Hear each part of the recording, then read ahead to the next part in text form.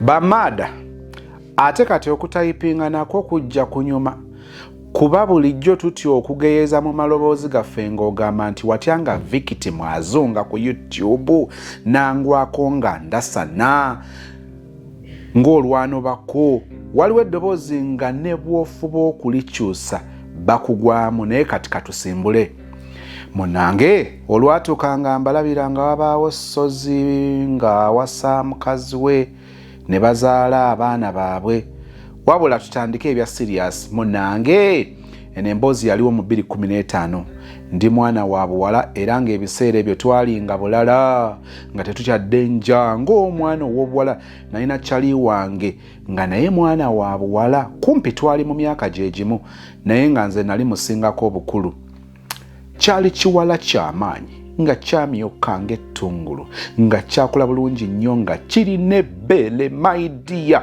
nga kiryewulira kitambula kirisunda nga kiriteeka mu kaleega n'ogamba yitawo bebi kyali kiwala ekyakula obulungi nga ne feesi kyekikwegamba nga ne bw'abeera mu bangi oyanguwa okumulaba twali ekika ky'emikwano ng'ebiboozi by'ekisiru bye bisinga okutugatta mu butuufu twalwangawo okunyumya ebizimba eva nga tuba mu kutikka binnyo kakati kyali wange ono katumutuume Nalumaga munange Nalumaga ono yali ali mu relationship nga bw'okiwulidde yali ali mu relationship ne Kawagga we yali presenter ku radio emu era ng'atera n'okuba endongo kakati Nalumaga bwe yali akyasoma ng'ali mu senior 2 Kawagga bamupangisa okukuba endongo mu Rivers Party Nalumaga gye yali asomera munange eyo gye beesisinkana Kawagga aba akuba endongo nga Nalumaga ono nga Nalumaga ali bulala nga yina yeekubye ka Eldina bizigo fyumu omanyi bw'oyogera ebyo nzijukira maama yinako ebizigo nga babiyita oba Santana naye Santana ate oba yali wa mu nviiri naye nga nze simanyi nga mmanyi ogera n'embijjayo n'embyesiiga mu feesi tekyenzukira Santana oyo yali wa mu nviiri abamanyi mama Maria mama Sanyu Sweden mama Sanyu tomanyi Santana do you know kale sister agamba nti nga yeekubye ka Eldina nga n'omumwa agumessa ekizigo gwonna gunyeleketa nga apise ebbeere munange Nalumaga yali ajjidde ku minsoni yakwetega Kawagga kubanga yali yamwepikira dda ate ng'ebiseera ebyo ng'abaana ab'obuwala beepikira nnyo abali mu midiya ate nga bw'ogattako n'obwa DJ nga kiyitirira munange Kawagga bwe yalaba Nalumaga yamuwa mangu obudde kuba Nalumaga yali kyasi yadde yali student ate akageri k'ataali mu uniform jjukira Rivers Party nga buli omu yeesaze ka samino munange omwana ow'obuwala ng'asokka gogolo mu miro naye atuwa story toyina magezi toyinaamu mpeke yaddemu n'otandika okunnyonnyola bino byonna nga agogodde ne kati nze kyembadde ngenda okyogera kankusavinge let me save you omwana ow'obuwala ng'asooka n'agogola omumiro emoji gy'otaddeko no yensesa ng'asetinga ka soprano ng'akuba Kawagga akaama bannange mwana gwe Kawagga nice to meet you naye ebimu kubinsesa singa emboozi zino ndowooza actually olumu emboozi zino nja ziteekako mu posts for people to read ofune kyenfuna wano bw'agamba mbu yasooka neyesetinga ka soprano ng'akuba Kawagga akaama bannange mwana gwe Kawagga nice to meet you bw'osoma ekigambo nice to meet you olemwa bannange I like oba ebimu ngenda biteekawo wano ku screen bannange I like nga bwe mukiwulira nkisoma I like is AYILAYIKE. I like your show. Era program yo sigivaako. Era HM bwe yagambye nti akuleeta okkuba endongo obwedda siteredde era bwe nkulabye katanfe era n'omala onkwatako mu bugalo siyinza kunaaba okumala wiiki. Awo ne Kawagga n'atereeza ekitogi n'awoomerera n'amuddamu nti okakasa ko nalumaga nti walaayi ko Kawagga nti olina essimu ko nalumaga nti nedda wabula nina ennamba ya sister wange osobola okumukubira n'akumpa ne twogera. Hala lugudde kusoza asudi mwine ennaku mmwe munnange nalumaga ng'awaayo ennamba ya sister we ne Kawagga ng'awaayo ennamba ya ne Kawagga nga awandiikira Nalumaga nnamba ye ku kapapula. Okumanya Nalumaga yali azamazeeko yagenda okulumba ng'alina akapapula ne peeni oba n'amuteera akanamba oba yali abitaddewa mu busawo obusawo bwammwe bwetikka ebintu olumu. Munnange ng'akadange kagenda mu maaso ate Nalumaga yaddamu okutuuza olunyuma. Tolina magezi mwana gwe. Ate Nalumaga yaddamu okutuuza olunyuma wansi. Yabeerera ddala wali awalika. Kati ekyo kiba ki? Bino bye tubeera ku mukolo waliwo abawala bolabanga oluusi yeeyimiriza awali dijje. Nsonga zibeera serious west. Sister agamba nti yabeerera ddala awali Kawagga bw'amukuba obwama bw'asaba obuyimba ekyavaamu ne Kawagga ng'atandika kukuba buyimba bwa mukwano. Kakati waliwo obuyimba bw'otasuubira nnyo mu ndongo mu biseera ebimu nga obuli soft. Kati wano batandika okuba buno mutandika gamba dijja avudde ku mulama kumbe ali mu love. Bw'akuba Nalumaga akama nti akonka kuweerezaho Nalumaga kaatikko otunnyo. Ekyaddako nga agira bw'awaamu ku Kawagga buddansa awo mu mpola ng'oyinza okugamba bazze bonna era yawunzika byesho munnanga olwo nga luggwa. Dembelio Properties and Associates tukutegeeza ku estate eri ebulamu jeza ku lw'Emityana. Kansubire nti n'okugitwala tebanaba kugitwala plot eyabadde yasigaddewo kilomita 2 okuva ku Kolaso tuke ku estate. Amasannyalaze mu nfo, mazzi mu nfo, 5 ku 10 nga yakyapa ku milioni 13 zokka ku screen. Nkujjukiza nti tulina estate endala eri by the way tulina kati ettaka ebusunju bubanga oyagala kufuna busunju, oyagala kufuna wakiso kibuga, bwe oyagala kufuna nsangi kibuga, kale funa ekifaananyi bubanga kyoyagala kyekyo, then we are good to go. Ku screen numbers are Dembelio Properties and Associates. Madam Nancha Beatrice ajja kubanga kwasaganya okumanya ebisingawo ku estates ezo na walala bayina amataka na buli kibuzo kyoyina ku nsonga ez'ebyettaka obeera otuuse mu kabox oba ku kifo kyaffe ku Modern Havana Complex wali eri Lubaga ojja kubanga osenkana Dembelio Properties and Associates. Nalumaga ne Kawagga batandika relationship. The word relationship kiri spelled bwekiti LILESONISIPU. Read relationship. Munange Kawagga Livers Party bwe yaggwa ng'akomawo okukakkalabya mirimu gye nga bulijjo mpozi kyateerabira kwe kutumiranga ku mwana ow'obuwala bwe yavanga mu bulango. Kati lugudde, I'm imagining why would I be on air and someone is there controlling me. Okay.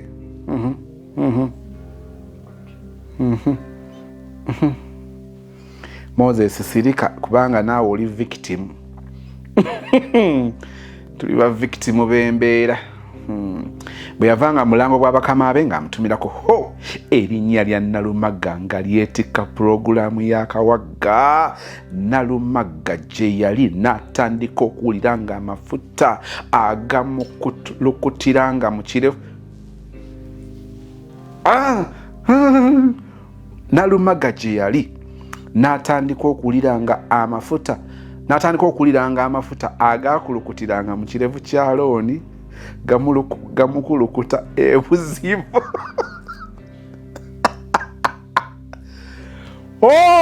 N'atera okuwera story empandiike zino mujja kunzita. Nalumaga essomero lyonna ali ku baakavulu anti nga Kawagga amumatira okufa obufi ate ng'ebiseera ebyo ng'okuwulira erinnya lyo ku rediyo ofuuka Pastor Aida anti ofa bw'ozuukira. Nalumaga ng'afuuka Nalumaga ekyavaamu ng'akwata essimu ya sisita we ng'akubira Kawagga ng'amugamba bannange mwana gwe webale kubeera ng'ontumira nze nnaku ssomero ne mu kyalo ntambula sikyalinnya onfudde wa kitalo ko Kawagga nti ate ntandika butandisi ngenda kutumira ne jjajja Godi yeeraliikirire ko Nalumaga nti wabula ggwe ebyo by'ogamba mpulira tebindese kyekimu era mba kubeera kumpi awo wooli simanyi nakumanya ko Kawagga nti mbulirako owulira otya ko Nalumaga nti omusoga akoba nti mpuliro. Oh my God, abasoga mbatumiddeko kubanga kano kammwe. Ko Nalumaga nti omusoga akoba nti mpulira omuliro yidde ogutooleyo. Ko Kawagga nti mwana gwe ojja kundeetera ebizibu era singa obadde tosoma obadde wakundaba. Ko Nalumaga nti ate bwe mba nsoma ne kiba ki bannange? Baakugambye waliwo ebitundu bazadde bange bye banterekera nti mala kubibasaba. Come on naawe ayawulira ekigambo bwakitayipinze. Come on naawe as in come on n'akiteekawo nakyo. Yes simanya oli mufumbo ombuulira mangu nengula elementi mukazi wo tanzijaamu amaaso. Ko Kawagga nti nze munnange siriika agamba nandiwasizza ggwe naye okyasoma bayinza okunsiba. Ko Nalumaga nti shiya tusobola okwetetenkanya mu magezi nga tewali ategedde kuba nange bulijjo njagala boyfriend bonna bakyali bange balina bulijjo nze atalina. Munnange bateesa lusisinkana lwasooka era Nalumaga enkoko yagikwata mumwa paka mu kazigo ka Kawagga era kwolwo lwennyini nga guseka. Era buli wiikendi nga gulina okuseka gwasekera ebbanga paka Nalumaga bwe yatuula senior 4. Era mu vaaka Nalumaga ng'agamba Kawagga nange njagala kuyingira media era neegomba okukola ku radio nga ggwe. Kati mu biseera ebyo Kawagga yali atandiseewo ka studio akake era nga ke kalinga office ke era abantu bajjanga ne babayambako kuba recordinga demo ez'amaloboozi gaabwe ne baziteekanga ku CD ne bazitwala ku maradio ag'enjawulo okusaba emirimu. Kakati ebyo ebiseera Kawagga yali yawa Nalumaga omulimu era nga yamuyigiriza bwe bakola buli kimu nga Kawagga bw'aba taliiwo Nalumaga ebimu abimalanga. Munnange olwo Nalumaga yali akyabeera waabwe nga java najja ku kajobu naye ng'akawungeezi olumu ayitirawo ewa Kawagga mu kazigo n'amwolezaako n'okumugololerangako n'atereeza amaka ag'oluvannyuma Kawagga bw'annyuka nga bateekawo ka evening worship awo nga batendereza olumala nga Nalumaga adda ewaabwe. Masses Quality Beddings enansana ku masitowa opposite stage y'ekyebando wansi wa Epic Motel. Tuba twogera ku dduuka wojja okusanga buli kye weetaaga ekijja okukola bedroom yo okubeera ng'erabika bulungi. Bedroom ennungi gy'obeeramu ddala n'owummula. Mifaliso, masuuka, mattress covers, protectors, pillow cases, mosquito nets, blankets, duvet eby'omulembe, carpets ziri z'olinnyawo n'ogamba nti bannange bunaiti nga kyekyo, ironing boards, domats mukwano ojja kubisanga ku Masses Quality Beddings enansana ku mastowa opposite stage y'ekyebando wansi wa Epic Motel. Madam Masi kulwa Masi Masses Quality Beddings akulinidde mu inbox kola appointment musisinkanewo ku dduuka akuba akuweereza ebifaananyi sima kyoyagala mukanye babenga bakola delivery. Ekyo nno kyagendera ddala mu maaso era Nalumaga n'agwira ddala mu mukwano gw'ekimmemmette era n'erinnya lye n'alikyusa nga yeeyita ly'Akawagga ku Facebook ye.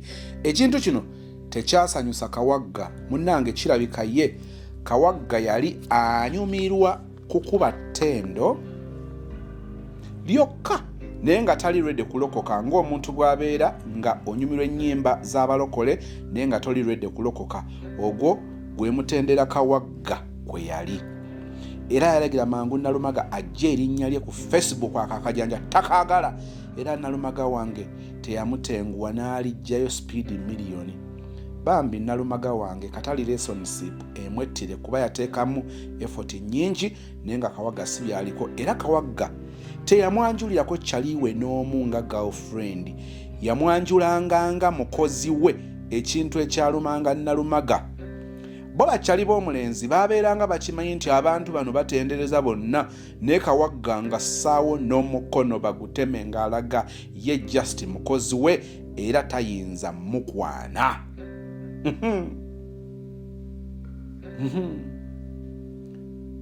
Olumu gwe mutawaana oguli mu muwala okubanga yalaze interest omulenzi. Kyamutawaana era nabagamba nti kiri okay falling for a guy, but don't say it verbally. Just position yourself. Better available ekisaamusaamu muchekingeko naye please. Kijja kuluma at the end. Gayo na judge twalanga nga kya bulijjo, like I told you nti bakyali obalaba. Waliwo emmese ekugoba ng'oli kapa n'ekugoba nejja n'egwa wooli naye ng'otya n'ogamba emmese eno ekigireese. So si kyekimu n'eri gyengoba n'embusa emyala ne tuyita mu maggwa byanjawulo. So bw'oba ng'olina omulenzi gw'okurashinzeeko it is okay, kiri nnomo, but gendera nnyo ng'okiraga cause ayinza okikozesa against you nekiwunzika nga kikulumye n'okusinga bw'olowooza. Relationship efuuka relationship. Ono nanyumya ateekako n'emitwe mwenze mbabuulira kati kana akatundu ke tutuuseemu. Kyokka nonze gwe mulaba siri muntu nti nakola Oluganda ekiri awo. Ndooza history yandetera okunyumya. I love reading. Ne buno obutabo sima abazekketta nsimbi ziwoome bazibumbira kwatika. Ate si bwe butabo bw'Oluganda bwe nasoma newankubadde waliwo guy gwe njagala ku TikTok akola content ng'omusomesa w'Oluganda. OMG, I like that guy. Okumanya mwagala anyiza bwe mulaba nga tali mu character ya busomesa. He's a handsome guy bwe mulaba mu bulamu obulala, mulenzi mulungi, but I just hate him nga mulabye bwentyo. Njagala mula awali nga azze mu kiraasi ebyo byayogeragera annange guy okuyita ku video yoyo guy. Kati abadde alina kiyataddirwa kinyenda mweru kasasiro kiteezi. Munnange Kawagga yagenda mu maaso n'okwegaana Nalumaga kyokka bwe buziba ng'amugamba bagende ku evening prayer era nga batendereza. Nga waliwo n'olumu Nalumaga lwasula ne basula mu overnight nga batendereza era olumu Nalumaga bigenda bimusobako ng'awaka mu bracket pregnant. Olwali okuwenneena ewa Kawaggambu ate nnyabo awunya ssebo. Baby, I missed my peas. Kawagga yamugamba ekyo tokigeza. Ne bwe mbanga siriiwo nze sinnabeera ready kufuna mwana mulala. Nze omukazi gwe nasooka okuzaalamu yantamya abaana era buuzo fune dokita omubuuze ekyetaagisa kubuulira oŋŋambe mu bwangu. Bambi Nalumaga yali so disappointed kuba yali asanyuse ng'amanyi agenda kuzaala kaana era nga yeetegese kutuuma linnya lya Kawagga era n'ayagala okugaana okuluggyamu. Kawagga yamuteerawo embeera n'amulaga nti ne ku mulimu takyamwagalawo era Nalumaga yawunzika akoza aboosoni nga bw'akiwandiise bwe nkisomye. ekyavaamu nga Kawagga atandika obuze buli obuvundu ng'akwana abawala bw'abalagirira wano ku ofisi ye. Nalumaga waakola ne bajja ne batuula ne bamulindiriraawo era n'abakubiranga Nalumaga ababuuze byabaagala okunywa. N'akubiranga Nalumaga ababuuze byabaagala okunywa, abibanonere abawe banywe. Then bwanyuka ku station najja n'abapiikinga ne bagenda ewaka paka ku katuuti ka Nalumaga oba alutaali. Nalumaga giyayoyosa obulungi n'agitimba ne batendereza n'okusinza ne basinza ne mwoyo nakka decoration yenna ne bamutimbula wolutaali yonna n'etankuuka. Bambi Nalumaga agenda okuyitayo ng'amafuta gakulukuse ne gayikira wolutaali yonna. Bwe yabuuzanga Kawagga nti ate kiki ekyatuuse ku olutaali nga Kawagga atabuka nti nze nabadde nnyo amazzi ne gayiikako.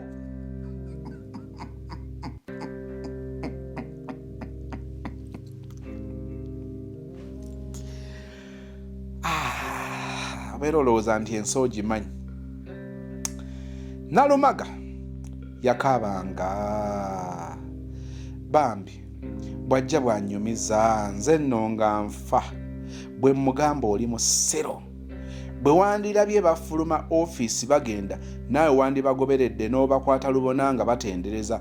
Obuzibu Nalumaga yali atya Kawagga okufa ate nga ne Kawagga ayita kulijjukira. Nalumaga yali muto nnyo ku Kawagga kuba yali wa myaka 17 nga yakatuula senior 4 ate mu ntandikwa Nalumaga kumpi ye yakwana Kawagga. Kyekyo kye nabagambye after effects z'okwekwanira omusajja anti gw'omukwana naye nga naye alina baakwana.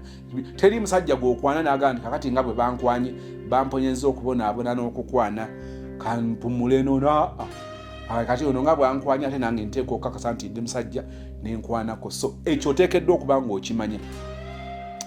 Embaga egwa n'ekidaala mwena goleka akola Oluganda. Embaga egwa n'ekidaala.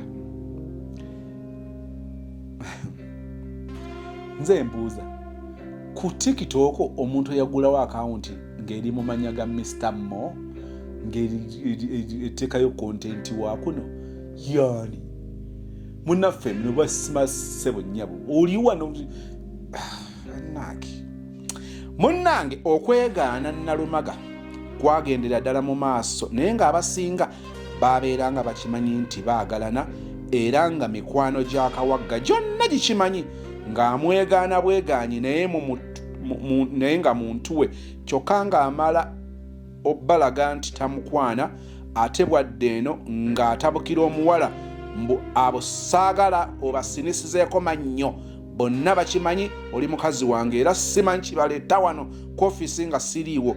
Bambi Nalumaga ng'agondera amateeka era nga alekeraawo okwesinisa. Munnange lumu nga wabeerawo omuyimbi w'eggwanga ajja mu kitundu Kawagga gy'akolera era yali amuleetedde luyimba lwe lupya. Omuyimbi w'eggwanga. Okay, I was wondering then. Okay. Ng'abeerawo omuyimbi w'eggwanga ng'alese luyimba lwe lupya Kawagga asobole oddukubanga ku mpewo. Munnange baba bali awo nga ku Nalumaga ono olwojjukira Nalumaga kati working class yesaze obugaye buli bwe baalagira ekisambi ekimyufu kiri bweru. Teweerabira ekyokulwanyisa kya Nalumaga lyali bbeere ate nga ne feesi kyekyo omuyimbi nga agwamu ng'akuba Kawagga akama nti gwe ng'olya bulungi maama nnyabo omwana oluyingidde UEDCL n'empitamu nzenna sikyategeeraho naye ne waliyo abaana abatukula bwe bati. Kawagga mwe yamanyira okwegaana munne ku luno yamwegaana awulira ate nga bulijjo Nalumaga abantu babimugamba nti Kawagga akwegaana okufa obufi akuyita mukozi we just ku luno Nalumaga yakyewulirira era najjula. Essaawa ze ez'ennyuka zaali zituuse. Kolo teyalinda na kubuuza mukulu oba waliyo evening prayers. Yakwata kasawo ke nga nnyuka n'obusungu obw'ekitalo ng'afuna akatakisi kamuzza waka. Munnange Nalumaga olwavaawo ng'omuyimbi w'eggwanga abuuza Kawagga nti owaayi eno animal mu bracket animal ebadde wano yiyo gw'ogirunda? Ko Kawagga nti ntayi nze just oyo alinga sekuritale wange akola wano ate tekiba kirungi kukwana mukozi gw'okozesa abajja kusumbuwa ate nga mwana muto oyo akatuula sinyafu n'olwekyo sisobola naawe. Ko omuyimbi w'eggwanga nti twala eri leka kwefuula wa kitalo toli mutuukirivu toyinza kweriranya animal bwetyo n'otagirya. Ko Kawagga nti ndayira jjajjange eyeebasa egindi. Ko omuyimbi nti ekigenda okumala empaka bw'oba tomulya mpa ennamba ye. Kati nno Kawagga okwejjerera ng'akwata nnamba ya Nalumaga ng'agiwa muyimbi. Nfudde. Mama Aisha Najemba owa Aisha Furniture Mart Banda akujjukiza ku promotion yegenda mu maaso mu kiseera kino omwezi ogw'omunaana n'omwezi ogw'omwenda nga olina omukisa okubanga otwalayo Dream Furniture ku discount ya 50%. Ekibajje eky'emitwalo 5 ng'okifuna ku 25, ekibajje ekyakakadde okifuna ku 5, eky'obubiri okifuna kakadde okuva ku bitanda, dining, zino center tables, wardrobe, sideboard, mukwano, dressing mirrors, buli furniture oyagala kutereeza fumbiro nga furniture kyekyo. Aisha Furniture Mart Banda ku screen obolaba ayina ennamba emu yokka. Munoonyeeko okumanya ebisingawo bw'ogenda okuganyulwa mu discount eno eya 50%. So nga ate ku showroom eri Banda wali kasita otuuka ekipande kya Nabisunsa Girls wekiri eside etali ya kipande kya Nabisunsa Girls ojja kulaba ekizimbe kiriko Aisha Furniture Mart Kyama weeroboza ekibajje ogende ng'ojooga sasula cash okitwale oba depositingako mu promotion eno ojja kusigala ng'osobola okukifuna ku 50% discount. Wetukomye nga omuyimbi w'eggwanga alemeddeko agamba Kawagga nti bw'obanga ddala eno ensolo gy'olunda togirya wejjerere ng'ompe ennamba yaayo. Ne Kawagga teyalina kyakukola okulaga nti tasemba nakyo, yalina okuwaayo ennamba. Kati tugenze ku mutwe omulala.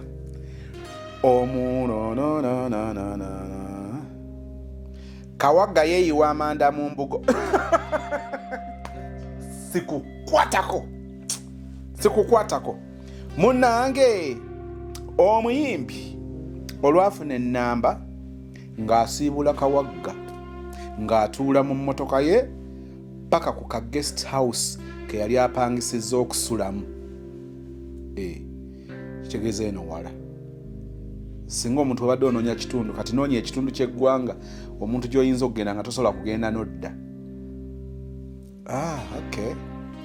Ekitundu ky'omuntu kyatadde newayiwa ebiri e Uganda nga muyimbi agenda mu ka guest house ke yali apangisizza okusulamu. Munnange aba yaakagwa ku buliri ati ng'ajjukira nti baamuwadde essimu ya Nalumaga era teyali mubi ng'agikubako.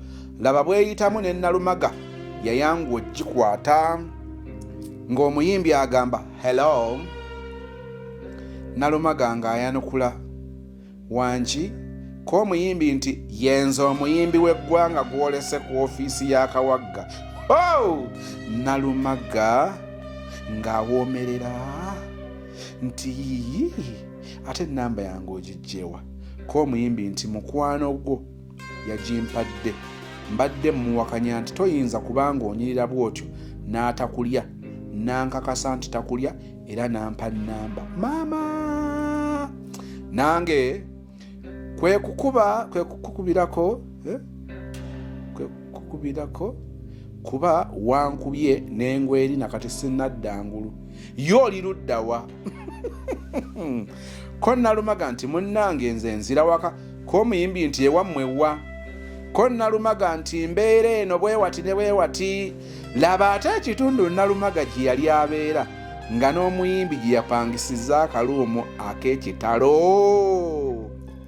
Munnange ng'omuyimbi amugamba nti what a coincidence. kati kamale oba spellingira what a coincidence. What is WATI? A coincidence is AKOYINSIDENSI. What a coincidence. Okimanyi nange eyo gyendi wabula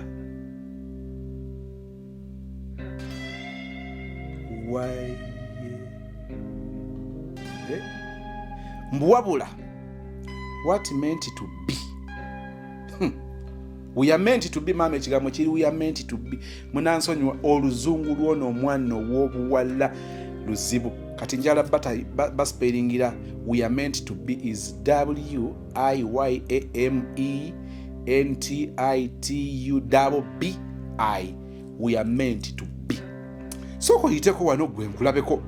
Bw'otuuka buuza ku reception bakulete mu room mwendi bannange. Kati olw'okuba Nalumaga yali annyuse anyiigidde Kawagga olw'okumwegaana ng'awulira, bw'atyo teyakiwa second thought, yalinyirawo boda paka wa Muyimbi. Era nina essanyu okubategeeza nti ku olwo gwaseka. Girls. What's that? Isn't that being loose? Just like that. Naye mujjukira emboozi omwana ow'obuwala gye yatunyumiza wano, Omuyimbi serebu gwe yali yeegomba obulamu bwe bwonna. Nga kyokka Omuyimbi ono omuwala ono yali mufumbo naye ng'alina serebu gwe yeegomba. Kambajjukiza emboozi eyo bw'obanga ogijjukira ojja tutegeera, bw'obanga tojjukira. Kati munnange bw'amatira Omuyimbi oyo asaze music we yenna waka, bategese waliwo show Omuyimbi gy'alina okuyimba, ono n'agenderako, n'agenda backstage ne yeesogga emmotoka. Oba emboozi ezimu bwezo tujje tuzikomyewo, oba tujje tukoleyo remix nga ya biboozibozi. Bannange nzijukidde Omuyimbi oyo, omuntu oyo, ne bannange nina essanyu okubategeeza nti nze Omuyimbi namumanya mmwe temwamumanya. Naye Omuyimbi oyo kambabbireko akaama olwaleero. Kambabbireko. Omuyimbi oyo style wa music gwayimba wakukulukuta. Nedda. Wakukulukuta. Ayina energy sikabako. Naye era ayagala yandibadde nga mu liigi z'abakabako. By the way, mwagala ekintu ekyaky'enjagala ku Muyimbi oyo. Njagala bw'onooba okitegedde toteeka mu comment, bane toteeka mu comment jangu mu inbox. Ekirala kyenjo babuulira ku Muyimbi oyo. Newankubadde ng'Omuyimbi oyo ayimba style ya kukulukuta, abantu abamu balowooza nti such styles z'abantu abatamanyi nnyo kuyimba, nti anyone can do that style or what. Naye ng'oggyeko ekyo njagala obbabuulira ku Muyimbi ono. He is a real musician. Kati bwenjogera ekyo mba ntegeeza nti Omuyimbi oyo tali mu music nga business, naye ye kennyini ali musical. Ekisembayo ku Muyimbi oyo nga mbabbira ebigezo, Omuyimbi oyo ayina amanyi okukuba instruments. Kakati ddayo okola research awo njo tutandikira.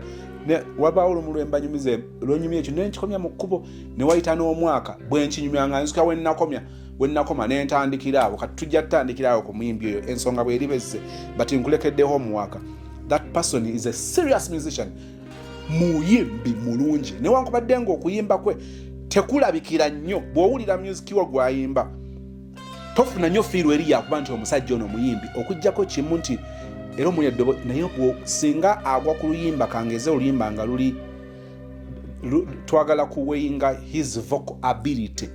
By the way, Omuyimbi onja muleetako ku alternative show kubanga nina line endala gye njagala abantu bamulabeko ate nga temulina na idea abasinga nti akiri.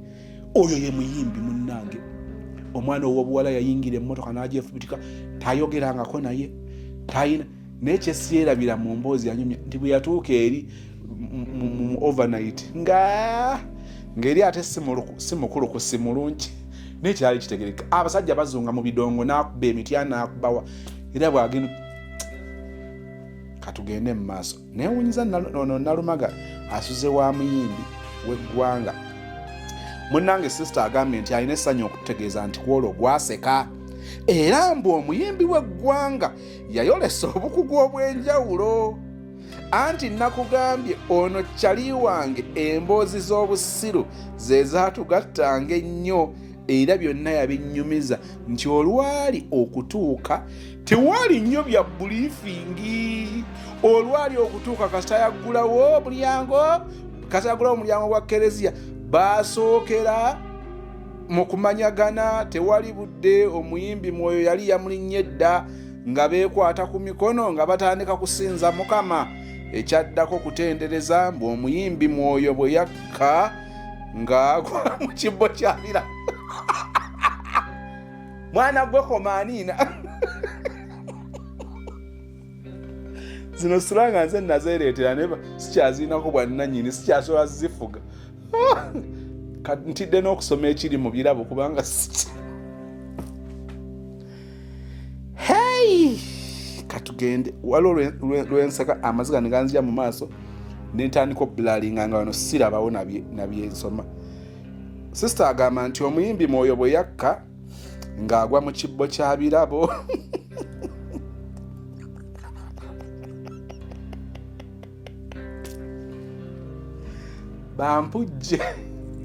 Bampujje kubanga ebiddako wano nabagambye wano tuli bantu bakulu tewali gubawoleza caayi. Sorry. Yasooka ebirabo wetukomye tubali tugamba nti mbu omuyimbi mwoyo bwe yakka ng'agwa mu kibbo kya birabo.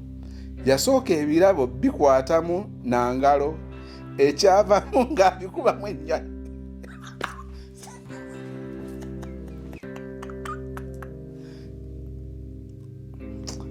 How do I get serious now? So zimukolera abantu, tukolera abantu. Yasooka ebirabo kubikwatamu nangalo ekyavaamu ng'abikubamu ennywabuugi. Mbadde simanyi ekigambo ennywabuugi kitegeeza mimwa. Ekyavaamu ng'abikubamu ennywabuugi mu bracket gwe mumwa. Ekyali awo yenna avulubanye. Mu kibbo mwalimu amafuta ag'omukisa nga gawera agatomedde gaatise gamumansukidde yenna enviiri zitonyolokose. Ate bwe yalemerera ennyo mu kibbo ky'ebirabo teyawunzika ng'akoze era.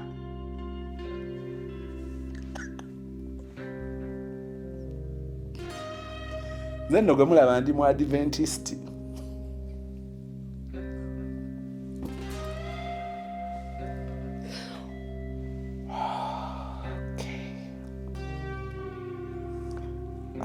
Waliwo kayimba kabasudde musimambu nze era omulimu gwe neewanja kugukola. Baaba guno guntuddemu. Guno omulimu gunneegezaamu kati. Love story empuli enneegezaamu wetwogerera. Naye muwala gw'omanyi okunyumya. Kati mugenda kuvugana ne sister yadde atunyumiza gayi w'ettake. Nkyalaba nno wano mulowooza ndabawo kati. Ekyali awo yenna avulubanye mu kibbo mwalimu amafuta ag'omukisa nga gawera agatomedde gaatisse gamusamukidde yenna enviiri zitonyolokose. Ate bwe yalemera ennyo mu kibbo ky'ebirabo teyawunzika ng'akoze era. Anti ekibbo bwe baba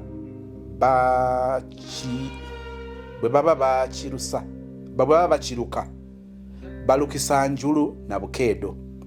Obukeedo bwe buziŋŋoonyo bwe bakaza ne balukisa ekibbo. Mbw ate omuyimbi teyawunzika nga alumi.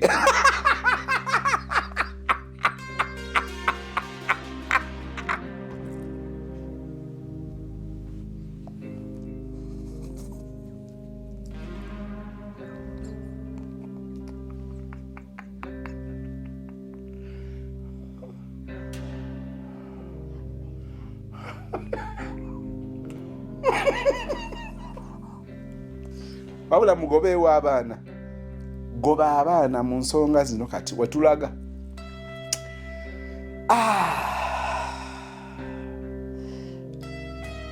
Ngebe bikyali awo. I like the way you kusabika bigambo. I like that. Kati waliwo agamba so zisoma. Sister agamba abadde atunyonyola nti ekibbo bwe baba bakirukisa njulu na bukeedo, n'atugamba nti obukeedo bwe buziŋŋoonyo bwe bakaza ne babulukisa ekibbo. Mbw ate Omuyimbi teyawunzika ng'alumye akamu ku bukeedo obubeera mu kibbo.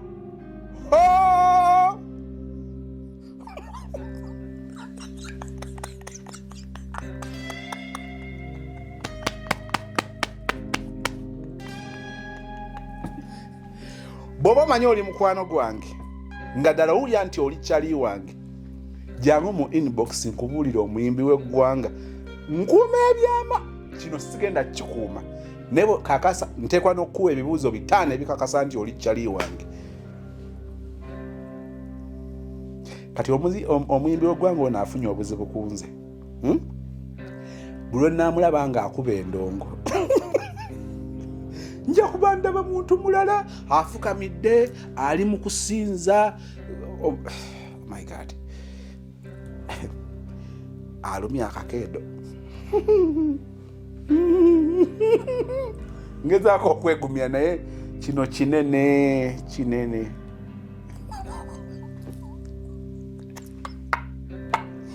Wow!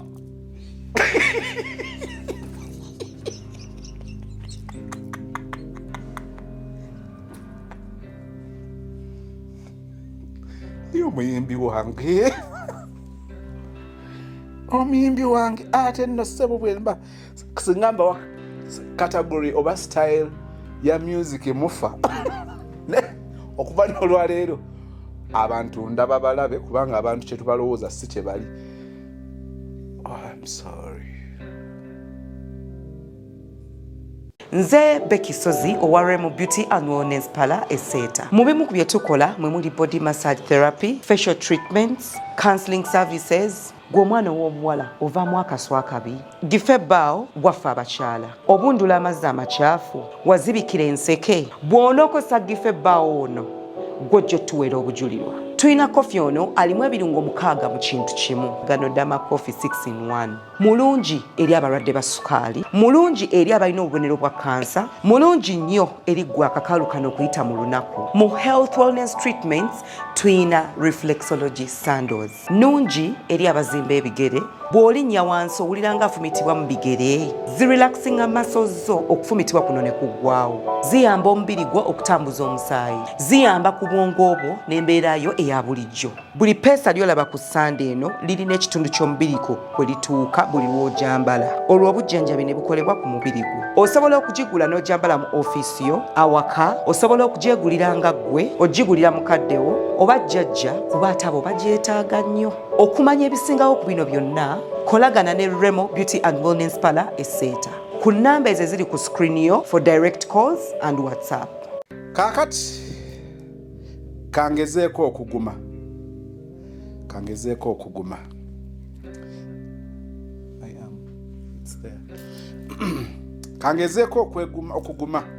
Tuddeko kwa Katonda emabega. Mwana muwala agamba mbw ate Omuyimbi teyawunzika ng'alumye akamu ku bukeedo obubeera mu kibbo. Mbu Nalumaga yabuwuuka kati okusinza kukomaawo. Mbu naye ng'omuyimbi w'eggwanga ali bulala. Awo ne batandika ettendo. Mbu nalyo lyali ssufu. Omanyi okusinza bwe kuba kulungi ettendo nalyo lyanguwa. Abampembe bwe baamala emikolo ng'omuyimbi asimba Nalumaga emitwalo 10 ng'amusibula era ng'amutenda kukuumuuka. Nalumaga yanyumirwa okufa. Naye bannange tugenze ku katundu akalala ndowooza oba kekadiri akasemba oba kekasembayo.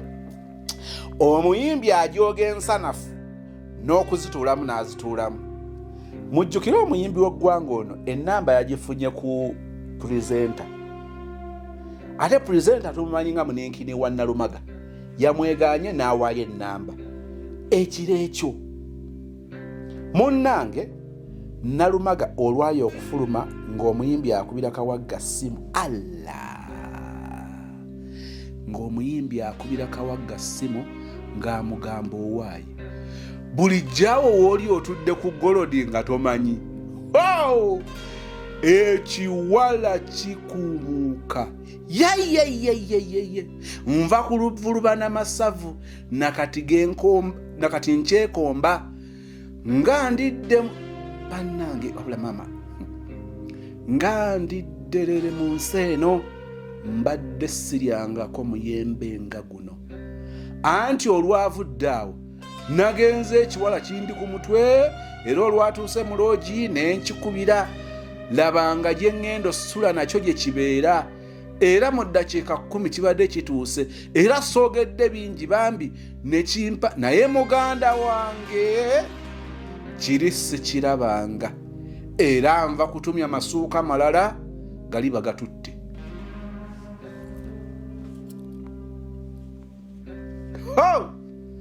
Anti Kawagga yajjako bujja ssimu n'akubirawo Nalumaga n'amugamba, wabula kiwala gw'oli kiipu, era bulijjo simanyi nti oli malaaya bw'otyo.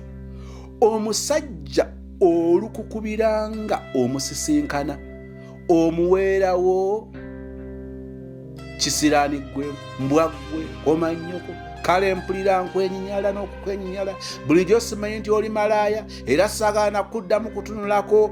Kwolwo ne Nalumaga yeevaamu n'amugamba, mukulu, ate tompitirirako kuba ndaba osussewo olina okukoma.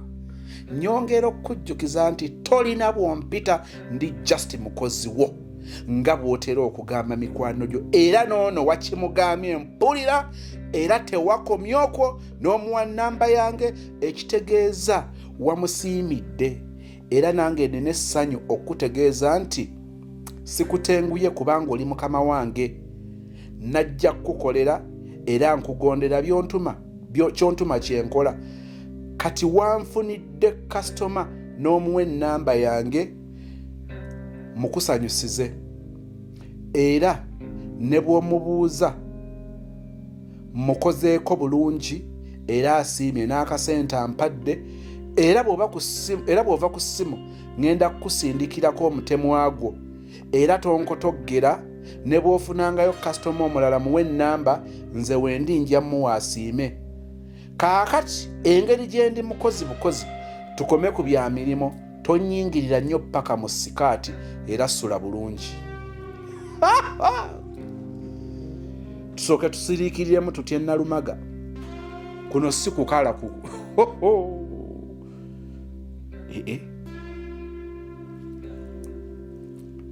kale Kawagga aba atandika okuweereza ebivumo ebirala. Nalumaga n'ajjako essimu. Kawagga yamukubira amasimu nga 9 nga Nalumaga takwata, n'amuweereza meseji ezimuvuma nga Nalumaga tanyega, anti olwo nga naye yeekyaya asazeewo bonna babifiirwe. Meseji yasembayo nga Kawagga amugamba, enkya ebisumuluzo bya ofiisi yange biwa owa boda abireete, togeza nodda wano kuba nenkulabako nja kugwa mu bulago malaaya gwe. Ko Nalumaga nti okay boss, ku office sijja kudda kasita wanfunidde akalima akapya ak'okukola, kuba customer kajja kunyangwira kuba nkola ssente nga bwe nnyumirwa, era nnyongera abakasitoma ekirungi n'ekyembaguzo kimanyi bwe kikuumuuka, kuba bulijjo nkulaba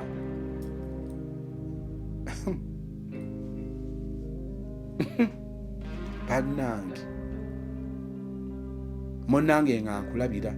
Bw'atyo Kawagga nga anyiigira muyimbi w'eggwanga, era n'oluyimba teyalukuba, naye teyamubuulira nsonga, era teyakimulaga nti amulinaga empalana. Embeera yagiteeka ku Nalumaga, ne Nalumaga ng'aweereza bisumuluzo bya Kawagga, nange awo we nalabira. zajja zinkubya paka wa maama Aisha Najjemba nga ngwa mu bisofa eby'ekitalo ennyo nga nfa lwakuba eri gye nnali baali tebafu baali tebakola ki baali tebafa mba nkyevuunisaawo nga madamu Maso wa Nansana wa Massi's Quality Beddings ku masitowe Nansana wansi wa Epic Motel najja nambika bed cover nanzizika ne piro egonda hola babwendoota nga mukyala Ddembe lyo ampadde ekyapa kweri estate y'ebulamu Jessa eri ku promotion nga nkyakuba serebera owa delivery n'enkonkona anange kati story yeeyo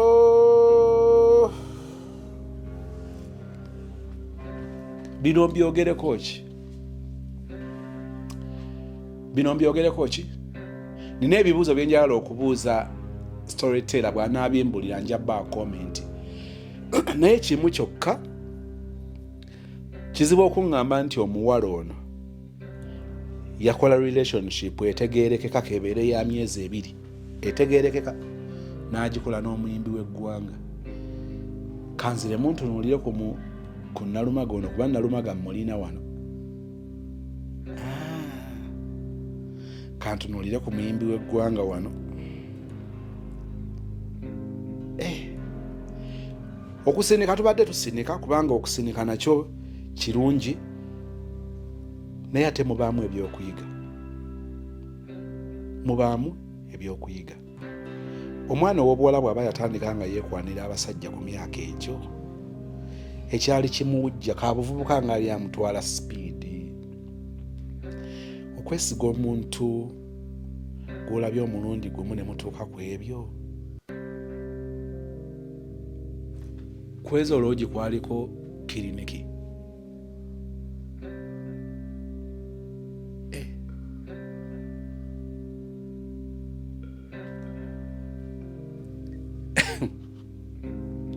wabula nsaba Mukama akunkuumire n'ebyoyiza obiyize nyinza obata kugamba nti pick this but obiwulidde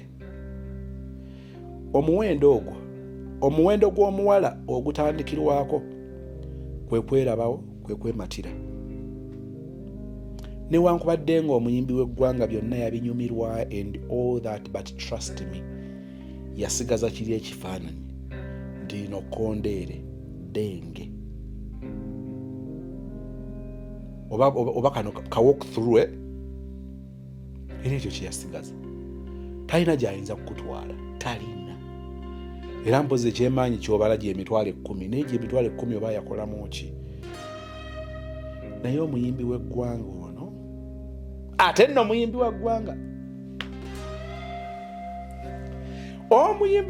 ono kambabuulireko ekintu kimu kye mumanyiiko nagaye munoonye mu inbox omuyimbi w'eggwanga ono mutunda $10 bw'oba olyanga olina $10 jangu mukubuulire ofe neme kufa bwomu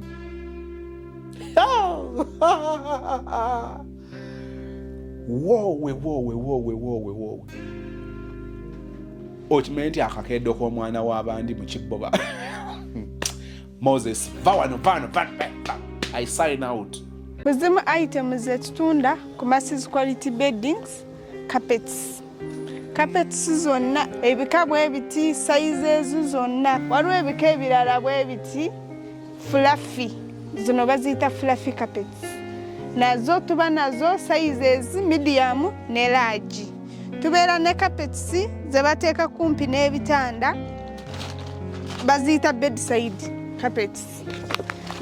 carpets waliyo bweziti waliyo ne carpets endala nazo bano abaagala ebitonotono ku kitanda nga tebaagala bintu binene nnyo neeno kuzo eno nayo bedside bweti mukala zonna ez'enjawulo zonna carpets zonna tuba nazo eziri fluffy ku bbeeyi ensaamusaamu ofuna carpets $7, 13, 20 zonna ofuna carpets kati ne kino kika kirala bwe kiti nakyo ki bedside. Mu kalaazi zonna ez'enjawulo kalaazi nga 7. Ono naye bedside carpet.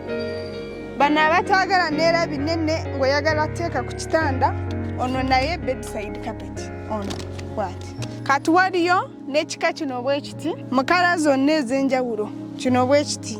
Ekyo nakyo abamu bakiteeka mu ddiiro makati, omulala n'agambye eno sayizi nze gye njagala mu kisenge, ono ayina fa bagiyita rabbit fa, ono bw'ati.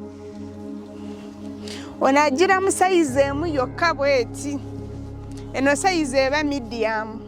Mu kalaazi zonna weeziri. Zino carpets zisangibwa ku Macy's Quality Beddings, esangibwa Nansana ku masitowa opposite stage y'Ekyebando. Tuli makati ga Cheap Hardware ne Shell Petrol Station wansi wa Epic Motel. Enamba yaffe ey'essimu eri 0708 721 98 eri ne ku WhatsApp.